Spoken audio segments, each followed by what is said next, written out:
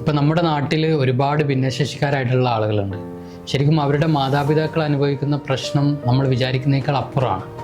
ശരിക്കും അവർക്ക് വേണ്ട ഒരു പരിഗണന നമ്മുടെ സമൂഹം നൽകുന്നുണ്ട്.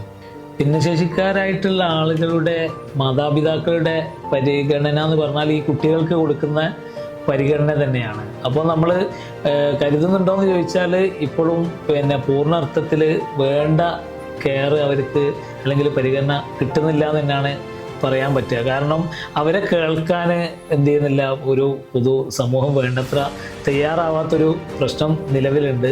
കഴിഞ്ഞ ദിവസം 18 വയസ്സിന് മുകളിലുള്ള ഒരു പെൺകുട്ടിയുടെ ഒരു അമ്മ, അപ്പോൾ അവർ പറയാണ്, നമ്മളൊരു ഈ ഒരു സ്ഥാപനത്തിൽ എത്തിയതല്ലായിരുന്നെങ്കിൽ അവർ ആത്മഹത്യ ചെയ്യാൻ ഒരു വക്കിൽ നിൽക്കുന്ന സമയത്താണ് ഈ ഒരു സ്ഥാപനത്തെക്കുറിച്ച് അറിയുന്നതും ആ സ്ഥാപനത്തിൻ്റെ സേവനം എടുക്കാൻ വേണ്ടി ഒരു അവസരം ലഭിക്കുന്നതെന്ന് പറഞ്ഞു. അപ്പോൾ ഇത്തരം മാതാപിതാക്കളുടെ പ്രശ്നങ്ങൾ അത് തൻ്റെ കൂടി ഒരു പ്രശ്നമാണെന്നുള്ള നിലക്ക് അതിനെ കേൾക്കാനും ചേർത്ത് പിടിക്കാനും ഇനിയും ഒരുപാട് ആളുകൾ, പൊതുസമൂഹം തയ്യാറാവേണ്ടതുണ്ട് എന്നാണ് തോന്നുന്നത്.